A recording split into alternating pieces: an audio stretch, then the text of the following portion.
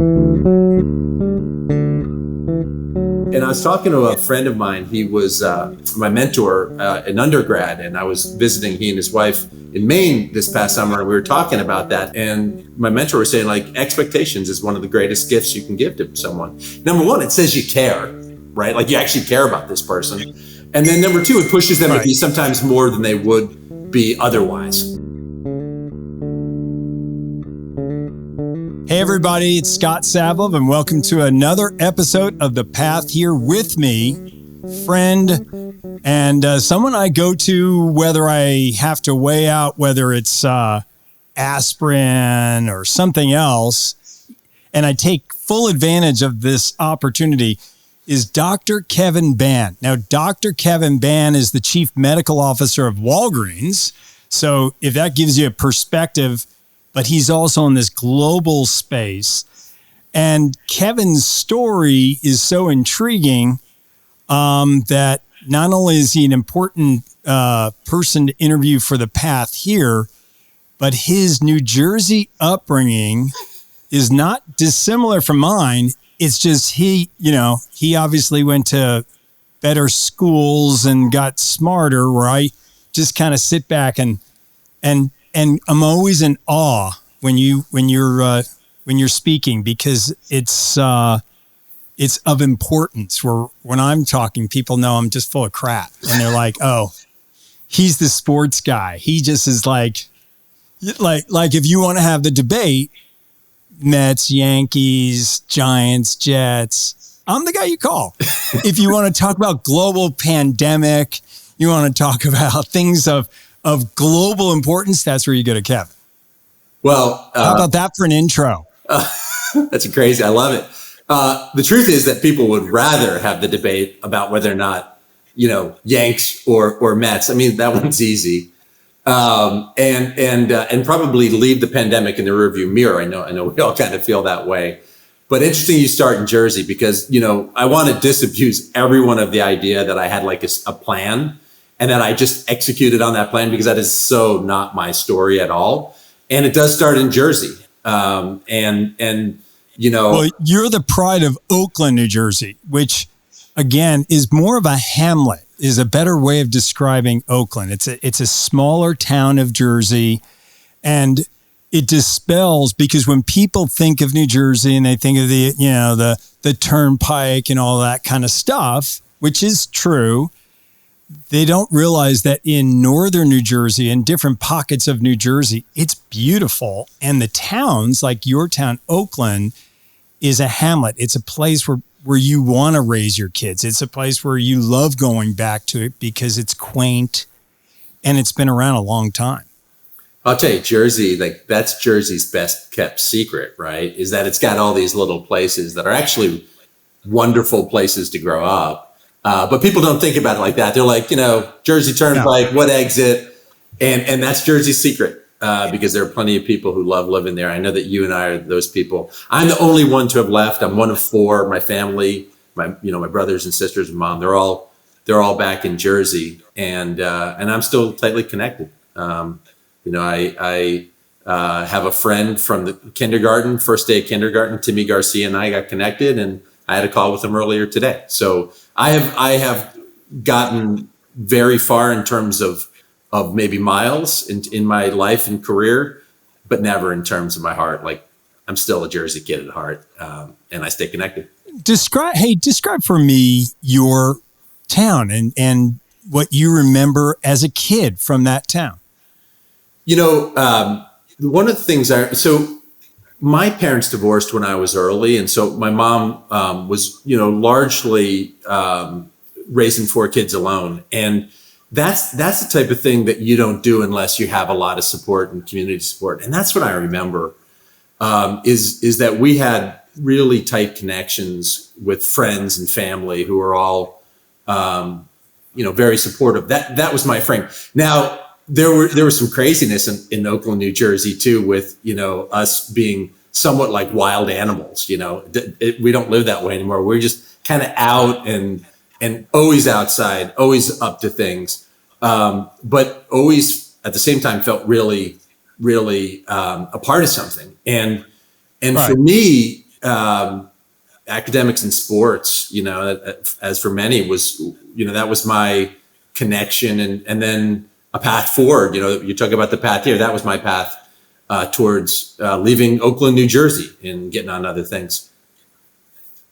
So how much for you was, as an example, you mentioned sports, where you grew up, it's a competitive atmosphere. Was sports a pretty integral part of your life, playing different sports? Yeah, that was always a thing. Like, nowadays my kids were sort of inundated with this club sport thing, which never really made a whole lot of sense to me, because it just felt like why do you in second grade have to commit to soccer? Like, why would that have to be the case? I mean, we were seasonal sports players, and like no one thought about doing anything other than playing either soccer or football in the fall, and then you either played basketball or wrestled. I think during the winter, if you were a guy, and then in the spring it was baseball or track. That was just kind of it, and we all did it always. It was a part of, like I said, it was our community and how we stuck together.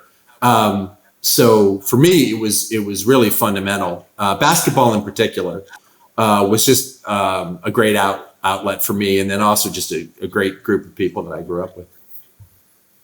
And it's the upbringing in New Jersey, as you said, with your siblings there.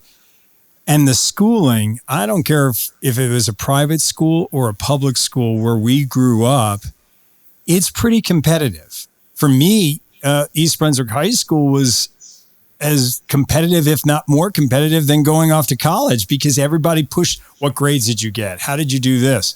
For you, how was that? Was it a competitive academic as well as athletic? Yeah, I would start with, there was just an expectation, that you were going to apply yourself, whether it was sports or schoolwork or whatever you were into. Like, there was just an expectation that you were going to be all in on it. And then the other thing is that I know in my household, like my mother definitely set the expectation that we would go on to college. And I was talking to a friend of mine. He was my mentor in undergrad, and I was visiting he and his wife in Maine this past summer, and we were talking about that because my son's thinking about college and everything. And my mentor was saying, like, expectations is one of the greatest gifts you can give to someone. Number one, it says you care, right? Like, you actually care about this person. And then number two, it pushes them to be sometimes more than they would be otherwise. And I think that's where I came from. Like, when I think about Jersey, and it was hard edge sometimes. Like, there were some tough moments, where, kids could be tough on one another. And we didn't have parents that were out there trying to protect us. But there was a certain expectation that we would be as good as we could be on the field or in the classroom. And I'm thankful for that, man. That frame early on is, propelled me to a certain extent. Now, I wandered, right? I am the definition of all wandering is not lost. But I had wander in my career. And so when I said earlier, like, I want to disabuse people of the idea that I knew what the heck I was doing, I would say that you can only put these pieces. Sometimes we can only put our lives together in retrospect, right? Like, there is just no way that you could have early on in my life said, like, this is what I'm going to do. I would not have believed that my career would have taken the path that it has. Well, let's talk about it. So you leave Oakland. Where'd you go next? I got very interested in the Naval Academy when I was in middle school.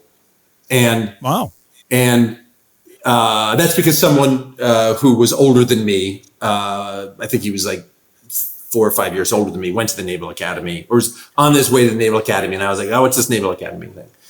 And what I would say about that is, it's just really good. Like, if your kid has a goal in middle school, like, feed that, right? Like, it doesn't matter if you go to the Naval Academy.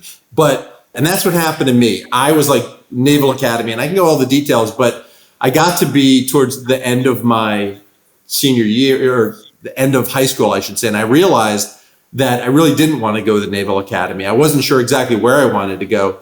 So I actually tapped out, and I did something which now we affectionately refer to as a gap year. Back, in 1985, in Northern Jersey was called "He's Messing Up His Life" year, right? Like here's this guy, great student, you know, he doesn't know what he's doing. Yeah, this is like, okay, now he's going off the rails. And I was involved in a program called American Field Service, AFS. I had actually gone to Costa Rica the summer before for a couple of months as an exchange student to Costa Rica in between my junior and senior year. They came back to me and said, hey, we don't have a your program student. Do you ever consider it? And I was not convinced about the Naval Academy. I wasn't sure what the heck I wanted to do. And so I was like, yeah, I'll do that. And that was a moment of me becoming Kevin Ban. And that's one of the things I say to my kids, like, as soon as you become Nico Ban and Julia Ban and you stop trying to impress me, your mom, or anyone else, is the moment you'll be good. And that was my moment, because I really angered a lot of people who were supporting me on my way to the Naval Academy. And instead, I went to Italy for a year. I was in the northern part of Italy, up in the Alps, a town called Bolzano. I lived with an Italian family. And I just lived as an Italian high school student. And I will say this, and then I'll let you ask other questions. That family, I'm still connected to that family. Their son lives. I live in Boston area. Really? Their son lives in Vermont, and he's in charge of the junior patrol up in Vermont at Sugarbush, and that's where we ski every weekend. And my son is a member of the junior patrol. So my host brother from Italy in 1985, 1986 is still a good friend and my son's boss on the junior patrol. So it's awesome. It's wonderful. No, it really is. I mean, you think about, how serendipitous everything works, right? That connection. I mean, if it was a miserable experience for you, you're like, no, don't. But this, conversely, is like a brotherhood established, right? And you've maintained it. And now for your son, it's the connective tissue. That's pretty cool. It warms my heart. I mean, that my son is connected to Filippo is wonderful. Again, it's like one of those things that's set, like, early on in your life, if you just get onto a trajectory that's 2 or 3 degrees off to the left, you're going to end up on the other side of the world. Okay, so you come back from Italy after a year, then where do you go to school? Or what did you do after the gap year? Let's put it that so way. then I went on to college, right? And I don't want to go into too many details. I ended up at Georgetown, a place that, quite honestly, kind of changed my life, because I didn't have a ton of resources back then. Came from a good town, to your point, and that matters a great deal. But Georgetown was a place that just opened the world to me. Interestingly, so I got into a scholarship. It was called a George F. Baker Scholarship, and there were really 3 parts to that scholarship. Number 1, scholarship, and that was very helpful for me. Number 2, we did a lot of community service. It was about giving back to your community, and then number 3, it was about relationships. A lesson that I learned really, really early in my career, and at the time, the person who was in charge of the scholarship was also the dean of the college, and he was just a wonderful person, and we had a lot of conversations. And I had gone to Georgetown thinking that I would study government. I thought I wanted to be a senator, and so it was that sort of simplistic, go to Georgetown, study government, end up getting there and realizing a senator. To be a senator. And I find out, like, I really, it's not the government classes that were of any interest to me, but it was the philosophy and the theology classes. And, I realized, and through the help of this mentor, that you really should just pursue the things that you find intellectually interesting, because the likelihood is you really immerse yourself in them, and then you're likely to do well. And then if you do well, that'll, and in the end, his take on it was you're likely to do something after college anyway, in terms of advanced degree. I think there was already that vibe about me. And he's like, so I think you should just pursue what you're interested in intellectually. And so I became a theology major at Georgetown. And that shocks people. I'm not a religious person, but I just was intrigued by it. And I just found it intellectually interesting. I think theology for me was a really interesting mix of different disciplines I was interested in. It was not so much a focus on religion, although we had a fair amount of that. I picked up on history, a lot of philosophy, and just the construct of like, what is the philosophy of religion and what does that look like? And then the other beautiful thing about theology at Georgetown is that there's no graduate program. This is strange. You would think that there would be, but there is no graduate program for theology at Georgetown. And so the undergrads were really immersed and one-on-one with a lot of the professors. There were only 12 of us the year that I graduated from Georgetown, sort of an appropriate number. And we had a really tight connection with our professors, and that was special. And something that kind of built a lot of the critical analysis that I would need later in my career, around reading and writing well and different components of things. So for me, it was a great major. I have to say, when I started to apply to medical school, but I don't go straight to medical school, of course, after college. Some of these med schools just wanted to meet the guy who was a theology major. And then I spent a year in South Africa. I can tell you about that. Who's applying to med school? They were like, we just got to meet that guy, because there were not many people like that.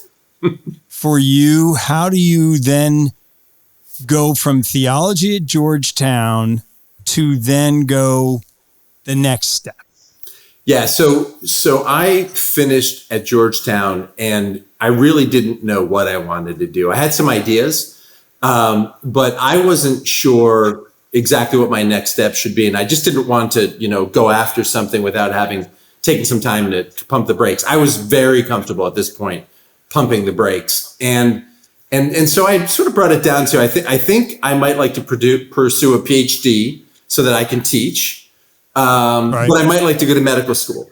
And around as I was thinking about that in my senior year, Georgetown had recently put together a program in South Africa, and the idea was to send recent graduates to South Africa. You're right, Georgetown is a Catholic school. It's, I believe, the oldest Catholic school in the United States. I think so. That's right. Yeah, and so there was a relationship in South Africa with through the Catholic bishops, I think it was, and so we would send recent grads to South Africa, and that's what I did. So I went to South Africa. Actually, they're of course South Africa's in the Southern Hemisphere, so they were starting school in January. I finished in May. So the fall before I went, I taught at Archbishop Carroll High School in DC, just to get experience teaching. And again, that's a job that came through the Jesuits.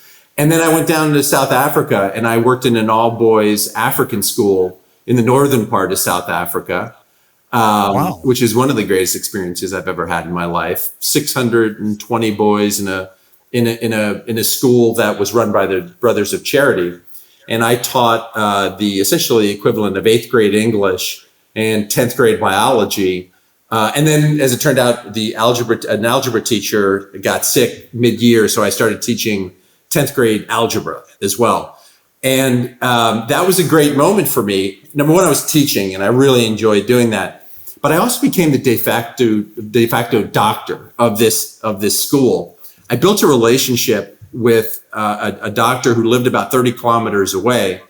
And anytime there was anything serious, I'd be able to call him. And it was one of those things, the phone that you picked up, and you'd get an operator and you'd say, yeah, I'm calling this person. They'd connect you.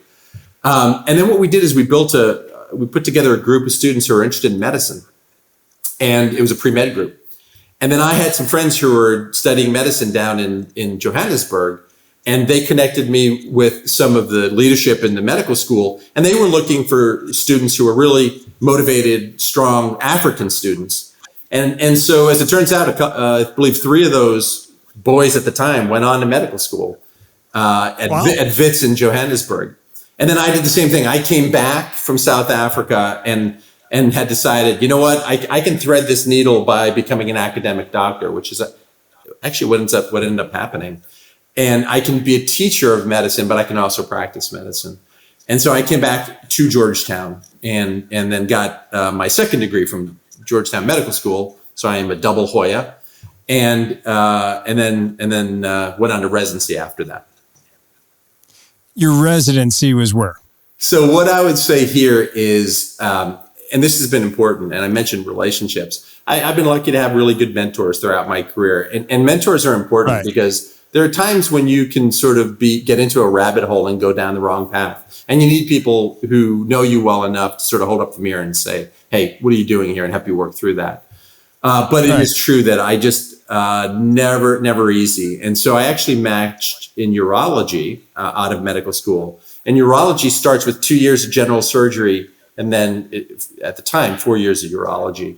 And after the 2 years of general surgery, I was pretty sure that even though I loved urology, I loved the people I was working with, the patient population, wonderful. I just knew that that wasn't for me. And so after that second year of residency, again, I kind of hit the pause button and I was like, is this really what I want to do?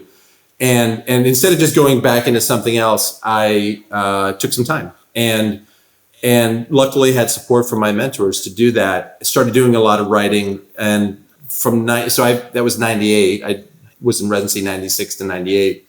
In 98 to 2000, I was doing a lot of writing about medicine. I became a reporter on the news, a medical reporter. And before it was kind of a thing, and got a bunch of experience doing that. But there was always this thing kind of gnawing at me, which was, you didn't finish your training.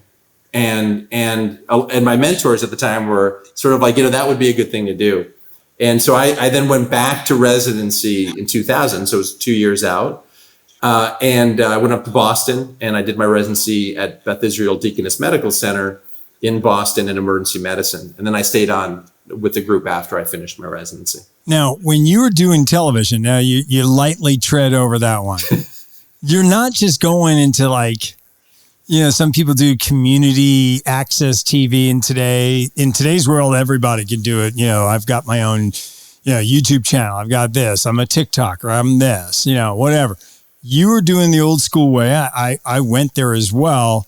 You were doing but you were like what, ABC or NBC News, right? ABC. So it's not like, you kind of glazed over that one. So let's go back for a second. You want to go there.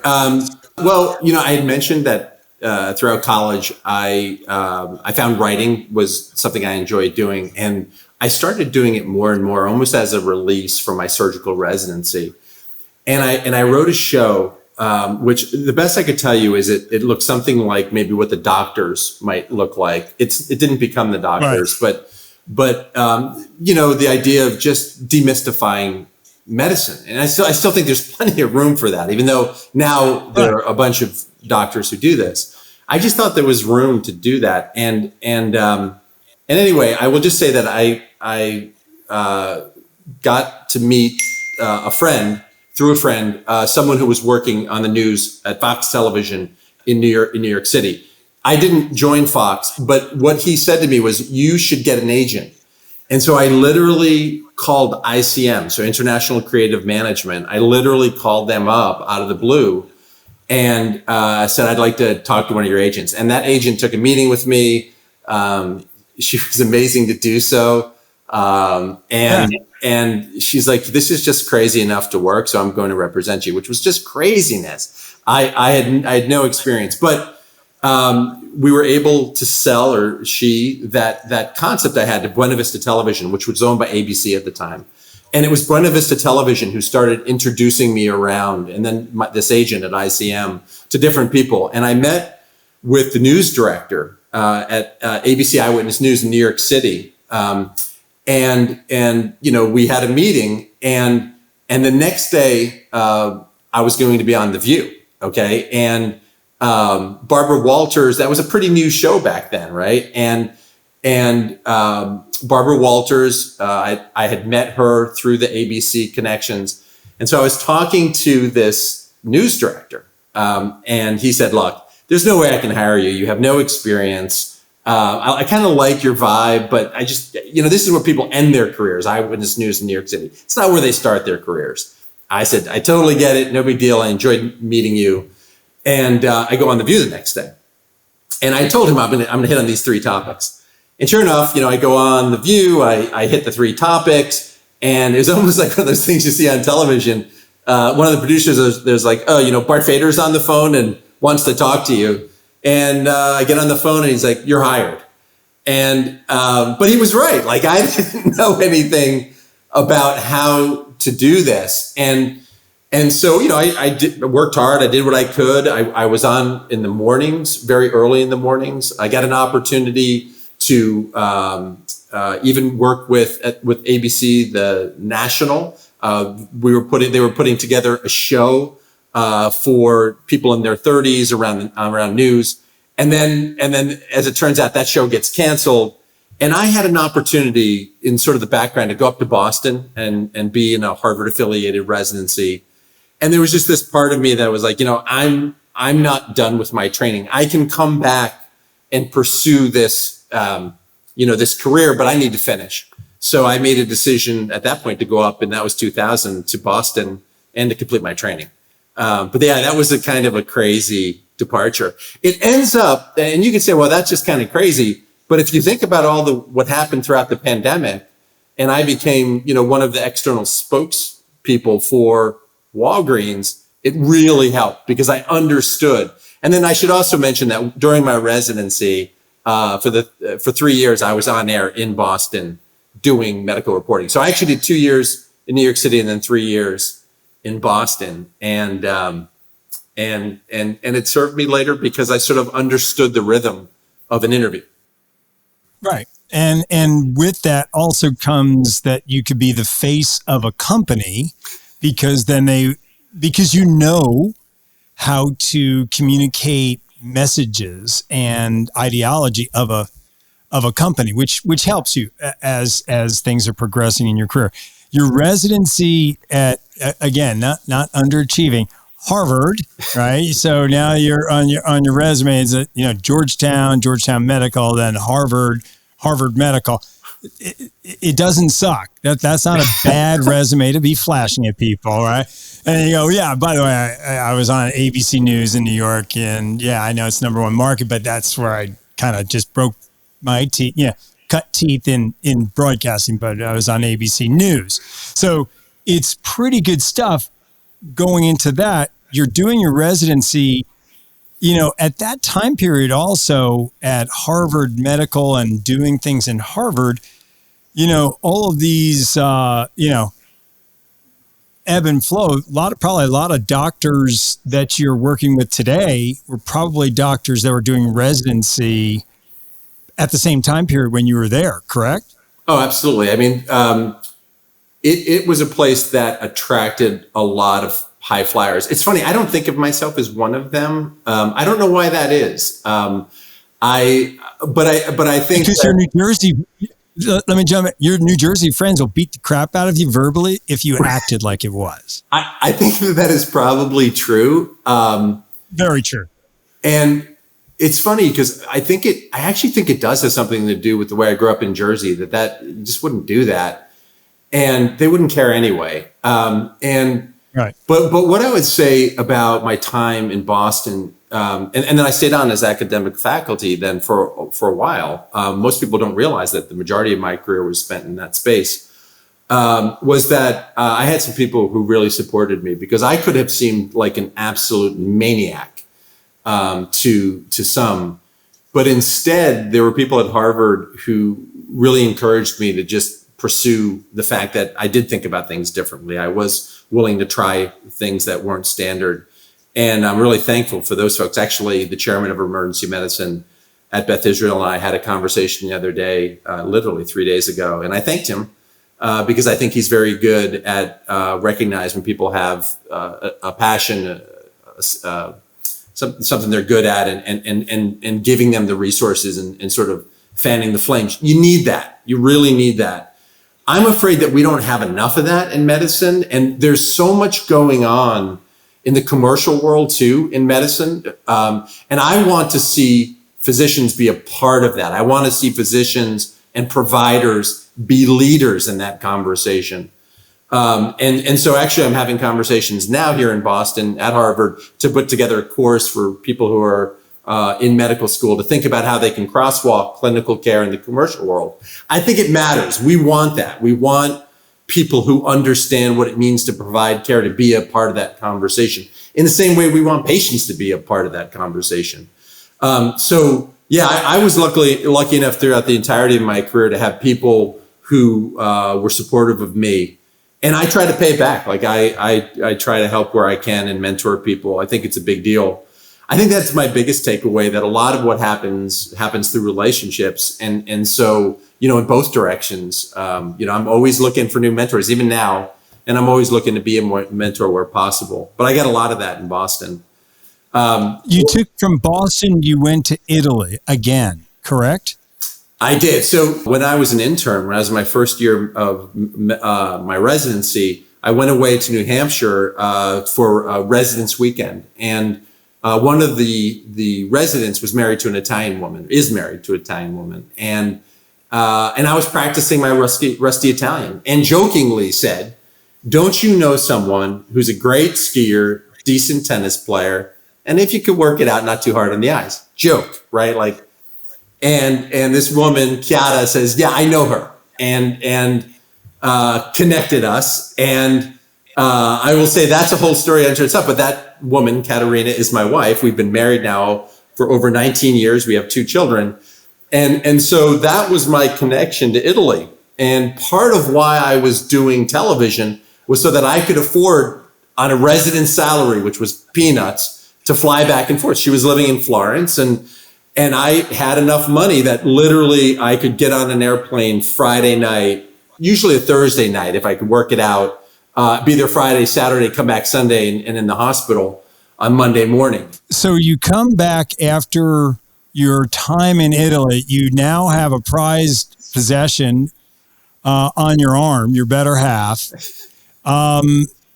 Give me a little bit of the direction that she gives you on a daily basis, because even on today's standard, but even back then, you were flying all over the place. And when I mean flying, not necessarily physically, but your mind. You're doing so many different projects. What's the grounding force for your wife to who and what you were doing then and how it applies today?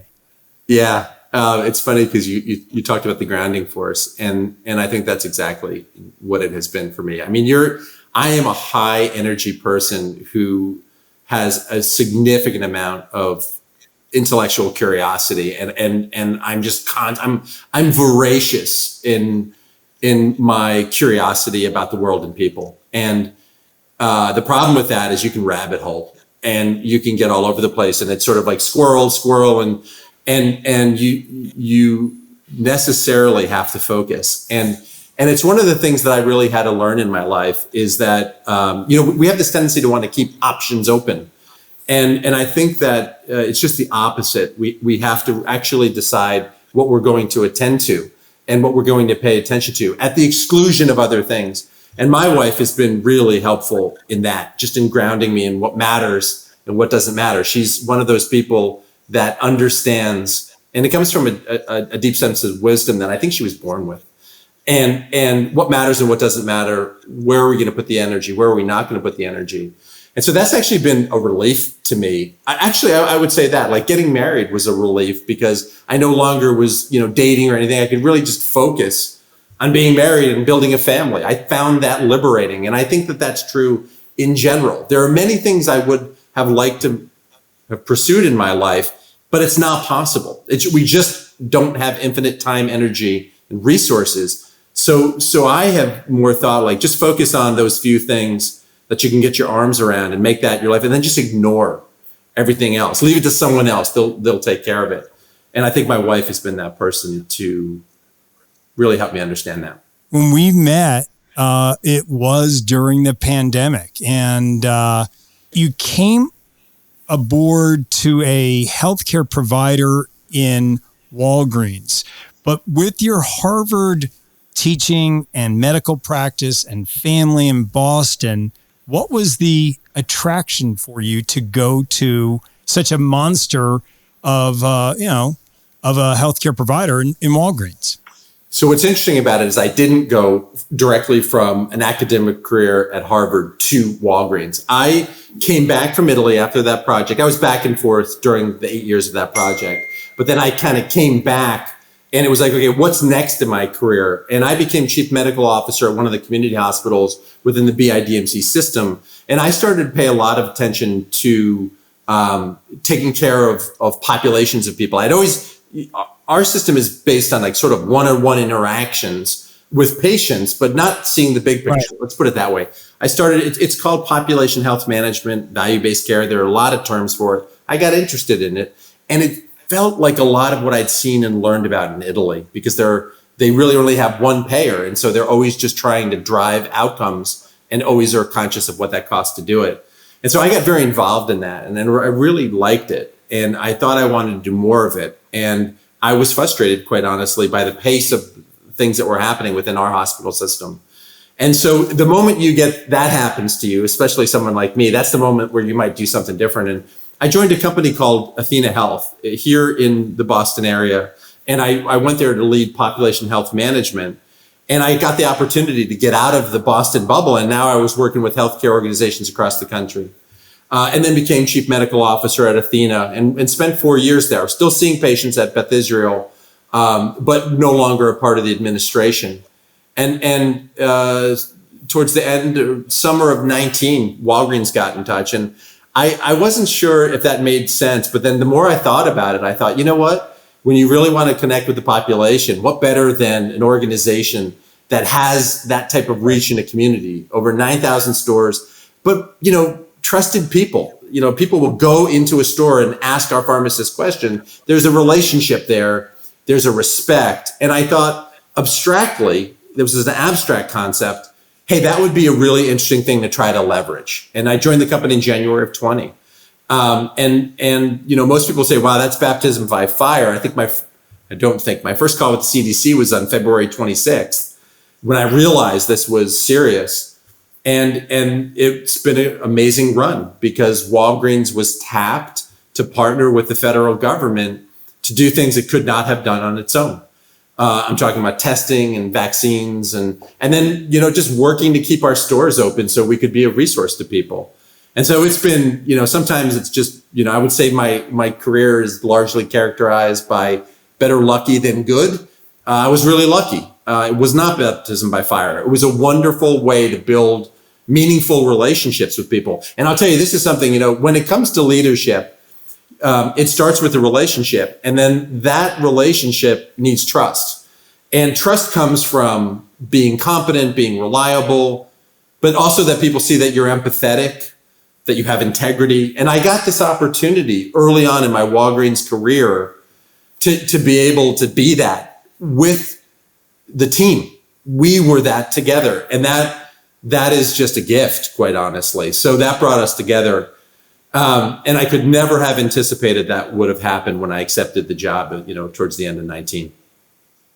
To me, it seems as though a big stretch of time has elapsed from, 2020 to today. It just seems like it's just molasses because of all the stuff that went on during the pandemic. It's still ongoing.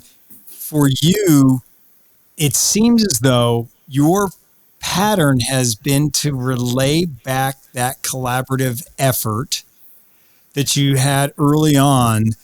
And it seems like there's an ability for you to touch the groups that you're working with to make them touch individual lives, not just 30,000 foot level, right? So how do you apply yourself and all of your varied background, right? Media, academia, medical on-site practice, international on-site practice. How do you allow or try to convey that methodology and message to a large corporation with thousands and hundreds of thousands of employees to make a difference?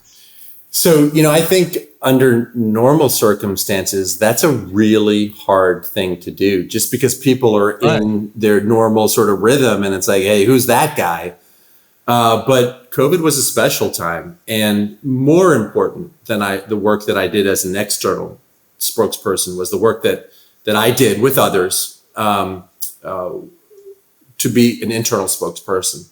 And there, what I would say is we couldn't communicate enough. And sometimes the communication was simply, we don't know, but here's what we're going to do. And we tried to be very transparent throughout that process. So what is that? We did tons of videos, podcasts. I would join what are called regional field leader meetings, where we're talking to the field leaders across the entire country. And I would do that frequently, even weekly, and just give them an update. And so there was a connection that was created. And again, we keep coming back to relationships, but I think that they genuinely felt the love that I had for them and the support that I wanted to give them, because I understood how hard their job was in trying to lead their stores, and there was this bond that's been created that even now, when I go to different parts of the country and meet with those people, like there's something special about it. Now, I don't know those people in the way that you traditionally might, but I can say we're connected in a way that is really unique.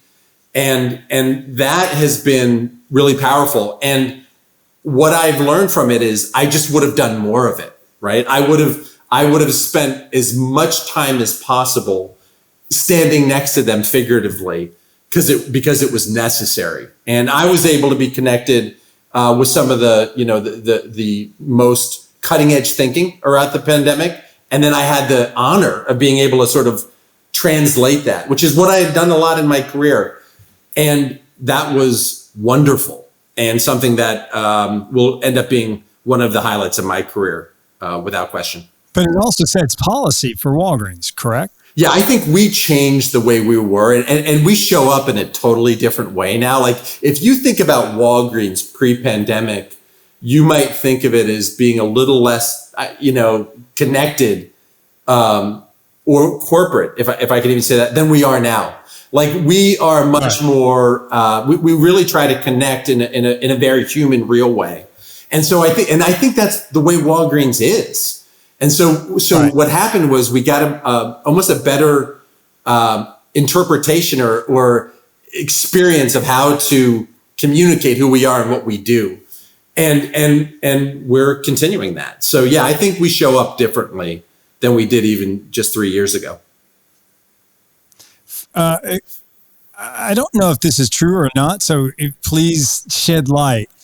Walgreens in the White House. Is there a Walgreens in the White House? Oh my gosh. I'm not aware that there is a Walgreens little store in the White House. Someone said that to me. They go, hey, did you know that there's like a Walgreens in the White House? I'm like, really? Because it's so big. I didn't know that. I'm like thinking that's interesting. Okay. And so, it's like Kevin go in there. I mean, what did we do? All right. Rule number 1 in medicine, you never pretend to know something that you don't. I do not know that that's the case, but here's what you have to do. But I will find out and report back. I am not aware that we have a Walgreens in the White House. But I'm going to find out that, you know what? We're such a big organization that I never say no. But I'll say it this way. I'm not aware that that's the case, but boy, I'm going to find out as soon as we hang up here. For you, was it ever intimidating during pandemic time period? Like you're going in with all of these people and how serious it was. I mean, I know it sounds really bad, but could you like anybody joke around for a minute? You walk into these, I mean, it's like a think tank. You were involved with a think tank trying to solve a serious problem that everyone's lives hinged on all of these decisions that you guys are making. Could you walk in crack a hey, I heard this one, Yeah. With that, first of all, you got to remember, I'm a doctor trained in medicine and right. And that's just you can either cry and break down, or at times you can use levity and laughter to get you through. So without question, we did that. one of the things I realized was very important. Things kind of went down into that shutdown mode in March. I think it was March 13th of 20. In March, April, and May, I was pretty much locked down at home, like many who could be at home. But then in June, I started to travel back and forth to Deerfield, where we're headquartered just outside of Chicago. And I made, I think, about 25 trips to Deerfield. So I was traveling like no one was traveling. You could get a business class ticket for like $150, super cheap. I recognized all the people, like there were only a few of us. And I would go to Deerfield almost weekly. And what we always made a point to do was kind of wind down the day by hanging out and having a beer, a glass of wine, or whatever it was, and joking and laughing and spending time together. And that was really important because we kind of got past the transactional part of a business relationship, and we got towards, like being connected to a person. And that has mattered a great deal. Yes, I think the only way that you can get through something like this is through a shared experience. And you've got to have a way to pop off all the steam, because there was too much of it, quite honestly. Last question. The ability for you to pivot seems to be, you're really good at it. Okay. A lot of people struggle. They pivot. Okay. I don't know where I am in my career. That's not been your issue. If you, all of a sudden it was told to you, Kevin, you're no longer going to be doing what you're currently doing, what would you see yourself? Where would Kevin Ban, not Dr. Kevin Ban, where would Kevin Ban be in a few years when you're not doing what you're currently doing? I actually think about that a lot, not because I'm ready to make a change, but because of the conversation we had earlier about different chapters of our career.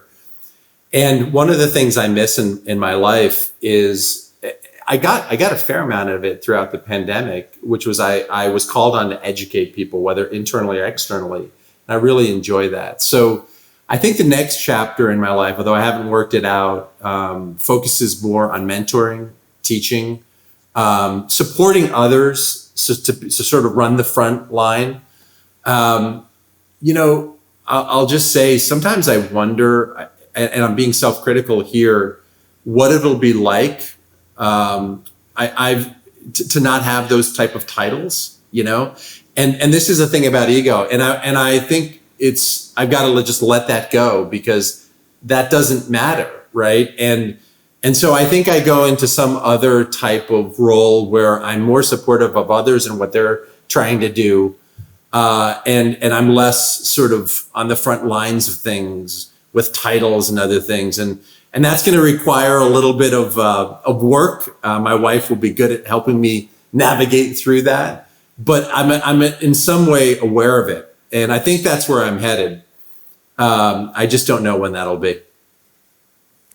We have been visiting with Dr. Kevin Ban, Chief Medical Officer of Walgreens, and just an overall energy source that if I would say this, if you have the opportunity to sit with Kevin Ban, or if he's speaking, go to it, go listen to him, because his energy is contagious, and his ability to inspire others to use their energy productively is one, to me, my takeaway every time I'm with you. I always feel energized to be a better me, because I like the way you compartmentalize and you try to put that energy towards your next hurdle, whether it's family stuff or work stuff or, working on your golf game or whatever you're doing.